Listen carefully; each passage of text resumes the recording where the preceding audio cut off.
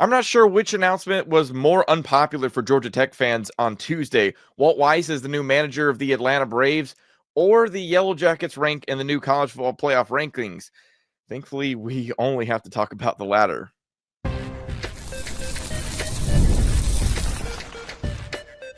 You are Locked On Georgia Tech, your daily podcast on the Georgia Tech Yellow Jackets, part of the Locked On Podcast Network, your team every day. What's going on, guys? Welcome into Locked On Georgia Tech. I'm your host, Caleb Johnson, taking this daily journey covering the Yellow Jackets. Alongside me is my co-host, Jarvis Davis. I want to start off by saying thank you for making Locked On Georgia Tech your first listen of the day. We are free and available wherever you download your podcast, and wherever you go to download those podcasts, make sure you leave us a 5-star review. Anything less than a 5-star review, I wish you rush hour traffic anytime you drive through the downtown area. Today's episode is brought to you by FanDuel. Right now, new customers can bet just $5, and if your bet wins, you'll get $300 in bonus bets to use across the app. Download the app today. Locked On Georgia Tech is part of the Locked On Podcast Network, your team every day. Today on the show, we're going to get into, can Georgia Tech afford to lose another game? What path does Georgia Tech have to the college football playoffs? But first, did the committee, Jarvis, get it right with Georgia Tech at number 17 in these initial college football playoff rankings? The rankings came out Tuesday night, and I was very curious where the Yellow Jackets were going to fall amongst all these things, because you're coming off this loss to NC State, and you knew whether or not, Jarvis, the committee says it, that, losses more recent don't count any more than losses at the beginning of the season, yada, yada. We've heard that for years, but I still don't buy it. And yet, ultimately we find out Georgia Tech comes in at number 17. Yeah, that's it. This is weird to me, because when you think about where this team was before the loss to NC State, now I get it. NC State, they got manhandled pretty much, and I'd be interested to see if the game was a little bit closer from a non-domination perspective. I would have been interested to see where they would have landed. They probably would have landed in the same spot, because I think a lot of times people talk about the way you lose. I feel like they use that as an excuse to justify putting you that low. And I don't think they should have been that low. If you're right by a 2-loss Miami, I don't think you should be that close to a team who has 2 losses. Because at the bottom of the rankings, when you look at them, like, there are a lot of 2-loss teams, right? 2-loss teams, and then even a 3-loss team in Tennessee. So we know that's going to change. That's not going to last. But when you think about where this Georgia Tech team is, I feel like when you talk about a branding perspective and not tradition from what they've done in 2025, and you have to take in consideration that Haynes King is a Heisman candidate. He's a legitimate Heisman candidate. This offense was doggone humming like crazy, and they have been figuring out ways to win games. And I just don't think that they should have been that low when you think about it all together. We talked about Notre Dame on our first show, as far as like where they are, and them being ranked at 0-2 in the beginning of the year. All they did was tell me that they still big on tradition, the type of programs. Are you in the SEC or are you Notre Dame? You're going to figure out a way to get you in this bad boy. And we are, and now, which is, the ACC should be concerned as a conference, or we should be concerned as a Georgia Locked On Georgia Tech host. The Big 12 is going to figure out a way to get in there, because they had 3 teams that are still sitting up in there lurking around, and they can squeeze as many teams as they want in this particular year, because we know out of the Power 4 conference, there's going to be one conference that's going to be sitting there looking crazy and only going to get one seed, and it looks like it's going to be ACC this year. Yeah, that's the the part of this is frustrating is this has kind of been a theme for the ACC over the years is just going into these rankings. You can already assume, all right, the committee is not going to value the ACC over other conferences. And I, to some extent, when you're looking at, Big Ten teams, when you're looking at SEC teams, I have some level of understanding for those things. And, like, a loss in the SEC, depending on who the team is, having more significance. It's when you start stepping down into the Big 12, and the likes and Notre Dame. Like Notre Dame is always going to drive me nuts with their, hey, we get to play the conference game when it's convenient to us, and yet once again, when it is convenient to us to not be in the ACC, we get to be independent. And for whatever reason, Jarvis, the committee will forever and always love Notre Dame. I don't know if it's, the TV deal they have with NBC and just seeing them as this prominent brand that has been kept around. And it's not to say that I don't think that Marcus Freeman has a very talented football team, because I do think he does have a talented football team. But this whole idea of comparing apples to apples feels nearly impossible to do. And yet seeing Notre Dame up at number 10 in these initial rankings, and then seeing, ACC competition starting at 14 with Virginia, then Louisville at 15, then Georgia Tech at 17 is just one of those, man, I have a really hard time digesting that. So to answer, kind of the question that I threw out there of did the committee get it right with Georgia Tech at 17? I actually don't have a massive problem with Georgia Tech at 17, even though I could probably, debate a spot or two.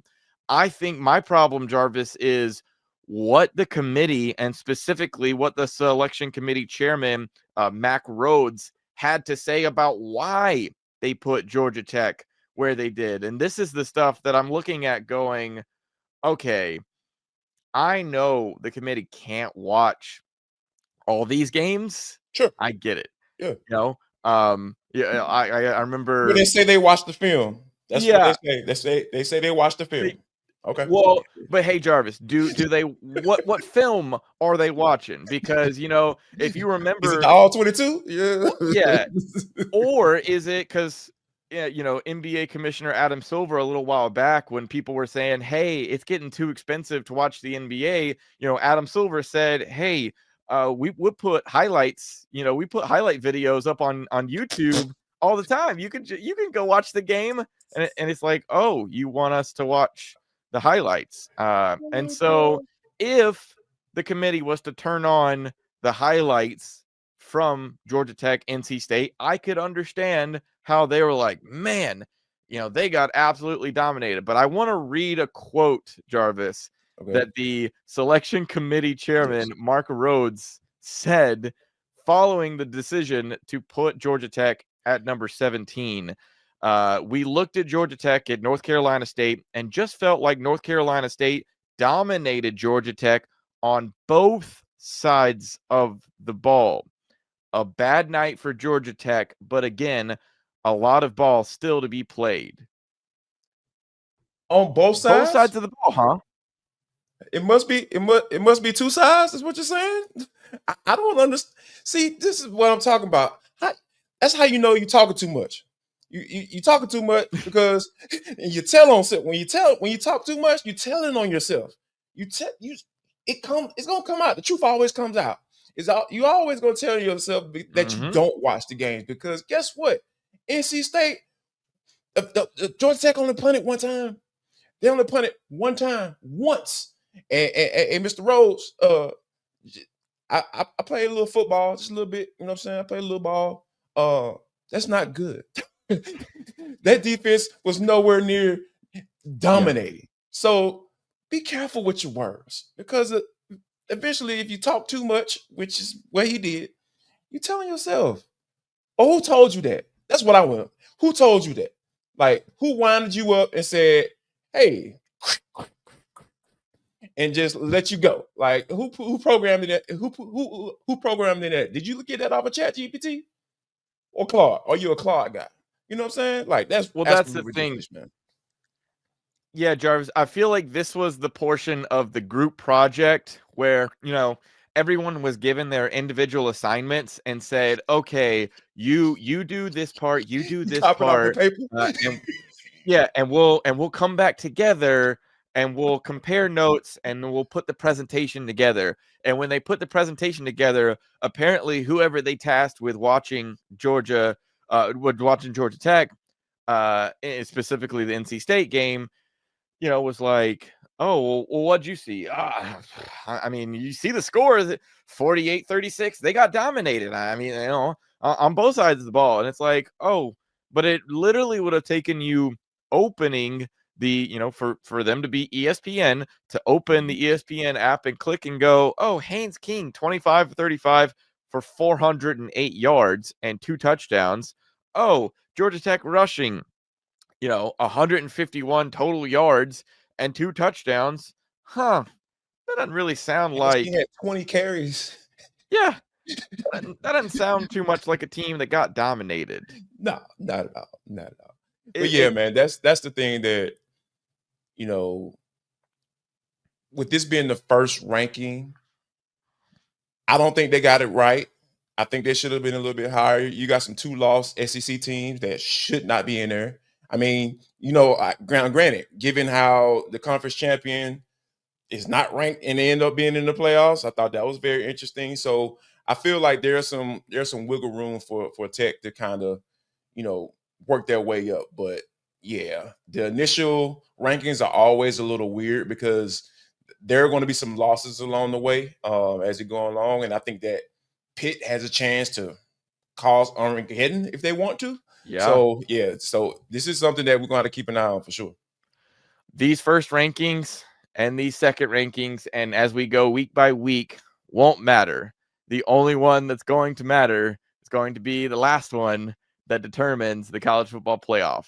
And whether or not the committee gets that one right, and it looks at the week before and it doesn't match what they've been doing, like all of those sorts of things, it doesn't matter as long as they get that final one right. But how tough is the road to the college football playoff going to be for Georgia Tech?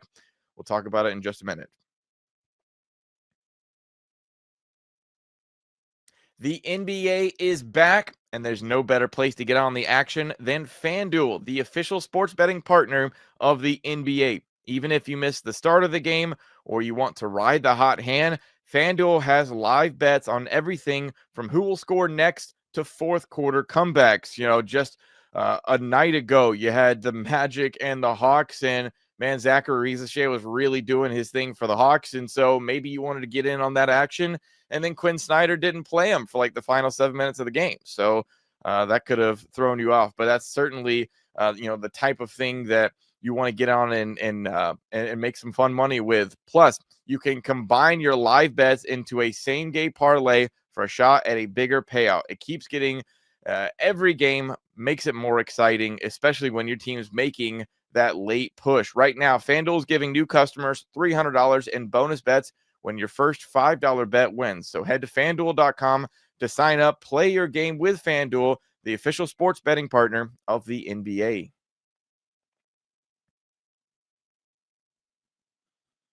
Okay, what is that path for the Georgia Tech Yellow Jackets to the college football playoffs? I feel like, Jarvis, it could be complicated, but for the most part, it feels relatively simple for Georgia Tech. Am I wrong? No, I don't think so. It's pretty simple. You have 2 conference games left in Boston College and Pitt, and the last game against those people, the game I talk about. Try to refrain from Right. saying their name on this particular podcast. If you win out from that standpoint and get into that conference championship game and hope some things fall your way, I feel like being the ACC champion is the way that you get to the playoffs, because like I mentioned earlier, I don't think they favor the ACC, and this is not shouldn't be a surprise to anyone listening to this podcast. You all understand that who are watching and listening to this pod. This isn't anything new. Once Miami got that loss out the way, and then they only have Virginia, and Virginia has one loss, but it doesn't necessarily count as a conference game. So, which is so weird, it's just kind of typical sometimes when you think about the perspective or the perception of this conference. So, yeah, I think that the ACC champion winning, get into that game and winning that bad boy and finish off the season like you started. And hopefully this bye week, Brent Key can reestablish that. Hey guys, this game that's coming up against Boston College, this is not a cakewalk.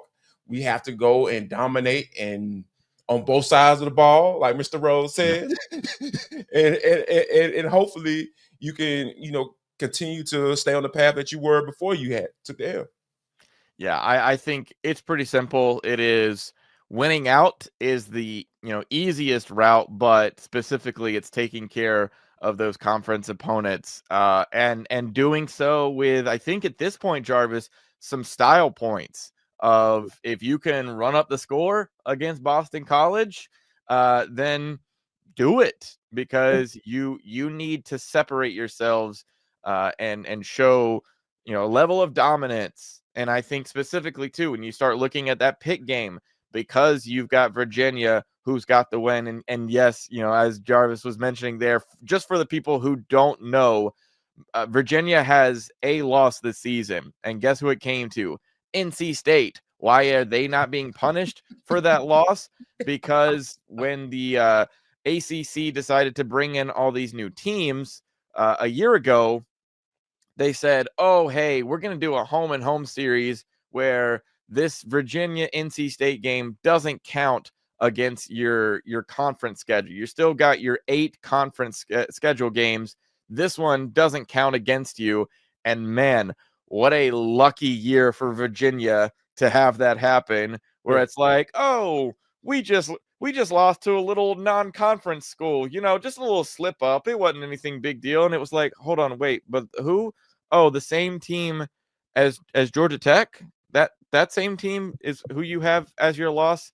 Yeah, it's this is a weird type of year for this to happen. And so I think if you're Georgia Tech, Jarvis, you cannot leave this in the committee's hands, because you're going to get your Power 4 conference champions are going to make it in there. Your at-large conference champion or other makes it in that 5th spot, and then you've got 7 at-large bids for other conferences. We've already seen, we know they're going to value the SEC. They're going to value the Big 10. They might value more the Big 12. Sure.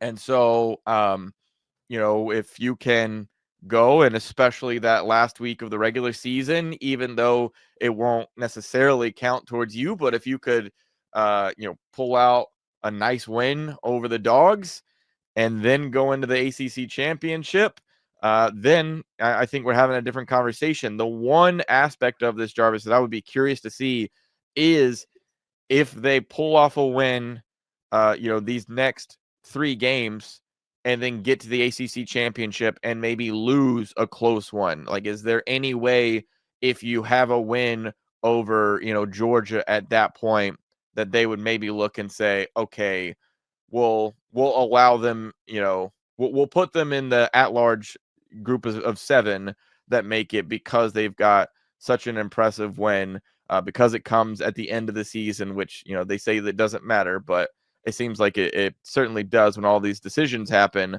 That's, I think, the one route that I'm curious to see that would get a little messy and murky.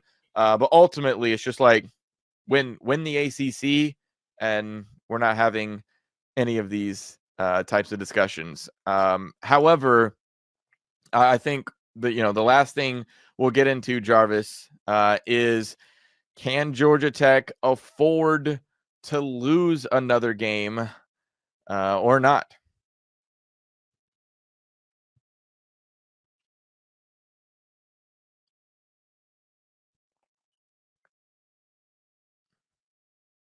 All right. I'll ask you this, Jarvis. Mhm. Can Georgia Tech afford any of the 3 teams left on their schedule? Can they afford a loss?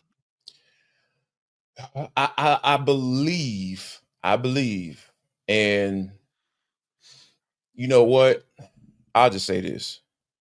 I don't think the committee is going to give Georgia Tech the benefit of the doubt.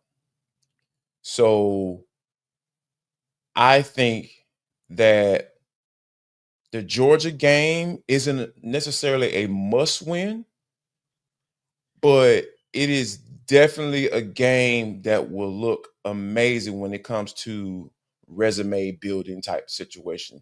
Like that, getting that win will give you the benefit of the doubt. Like you get into if you win that Georgia game, and of course, you're not gonna blow out those boys. You're not gonna blow out those guys.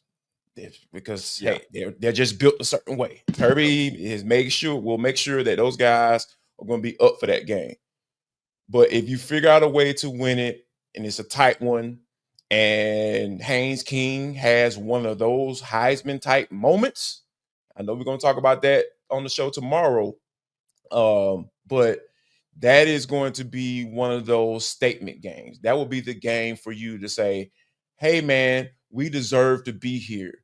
We should be in front of a two lost SEC team that's going to lose another game at the end of the year. So when you think about it from that aspect, I feel like that's the one that you have to circle on it. And then as close as the game was last year, I remember being in the press box for that game and watching how Buster Faulkner was just going blow for blow with Glenn Schumann.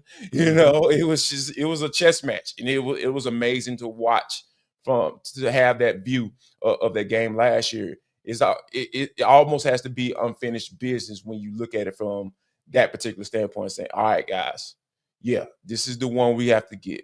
Like, yeah, you got, of course, finish your business in the ACC with Boston College and Pitt. But when it comes to justifying being in the playoffs and making that statement and getting where you need to be or where you want to be, which was the goal at the beginning of the year, which was the goal going into that NC State game, that's how you doggone finish it. You'll be able to finish it right there. And I feel like the playoff committee will be in a space where they have to get you in there and they have to put you in a ranking where you deserve to be. Yeah, I think this Georgia Tech team has got to win out just to make this far simpler for everyone else. Because the one aspect of this, Jarvis, that is looming out there that I don't necessarily want to think about is Georgia Tech still has to make the ACC championship game. And there are some like weird scenarios where if things continue like they are, you're starting to get down the tiebreaker list. That's not just a, hey, head to head and hey, common opponents, because, when you've got Virginia where they're at and you've got Louisville where they're at, unless some teams, decide to play upset and knock one of these teams down. And the same thing could be happening to Georgia Tech when you've got Pitt and Boston College on your schedule. Is like, yeah, you don't want to get in a position where the tiebreaker comes down and you ultimately lose out on that, and you're on the outside looking in, and you had a great season, and you only lost, one game, but because it was the wrong game, you ultimately don't get that opportunity. And so I think that's a weird scenario that is very much on the table because of Louisville's schedule, because of Virginia's schedule. And once again, that NC State game not counting against their conference opponents for Virginia.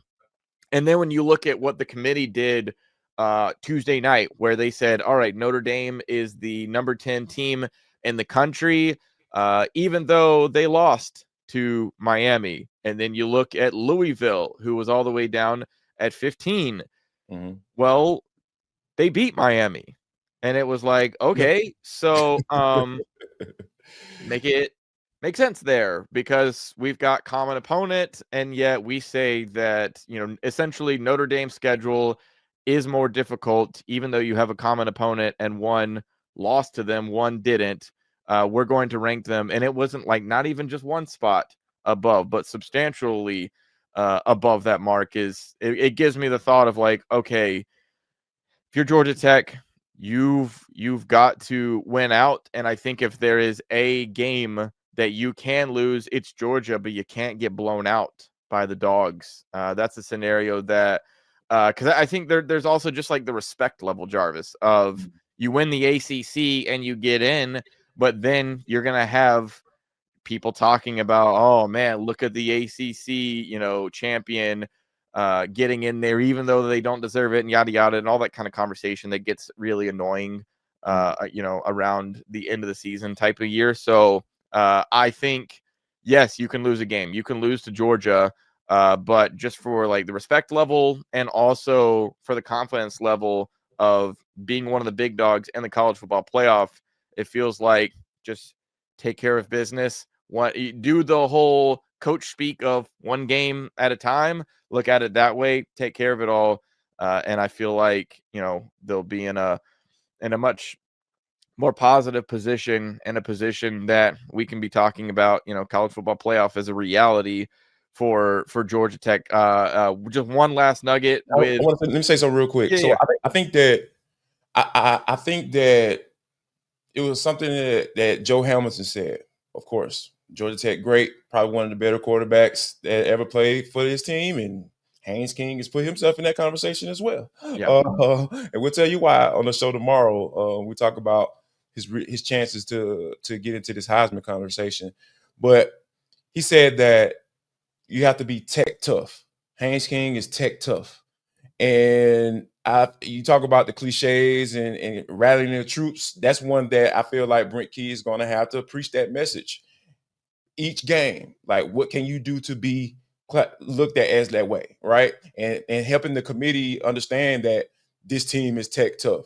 This team, Brent Key is Tech tough. Like, he is the epitome of it. He blocked for doggone Joe Hamilton, So when you think about it from that aspect of it, they have the opportunity to do something really special. I don't think that's off the table after the loss to NC State, right? That's why I think this is the perfect timing for a bye week for the Georgia Tech Yellow Jackets. So this is one of those things where when you're talking about rallying cries, this is going to have to, Tech Tough is going to have to be that rallying cry in these last few games. So yeah, if thinking about it from that aspect, that's the piece that has to be in their minds. I know people kind of look at cliches and all that stuff and like, oh, it's not real. And no, it's real. It is definitely real, because that's the type of stuff that you start running through brick walls for. And I think Brent Key classifies as a guy that you will run through a brick wall for. And I think there's no better timing for him to start preaching that word, that Tech tough. It's coming. Yeah, maybe give me a helmet before I start running through any brick walls, but we'll we'll cross that bridge once we get there. That'll do it for this episode of Locked On Georgia Tech. As Jarvis mentioned, tomorrow we'll get into Haynes King for Heisman. I think there's a legitimate conversation to be had. Make sure you subscribe on YouTube and anywhere you listen to podcasts for free. Follow the show on social media at Locked On Georgia Tech, as well as Jarvis and I. Thank you for making Locked On Georgia Tech your first listen today. For your second listen, check out Locked On ACC. Kenton Gibbs and Alex Donna break down the most interesting conference in college sports, from the rivalries to the championship and every game in between. Find Locked On ACC on YouTube or wherever you listen to podcasts. For Locked On Georgia Tech, y'all have a good one.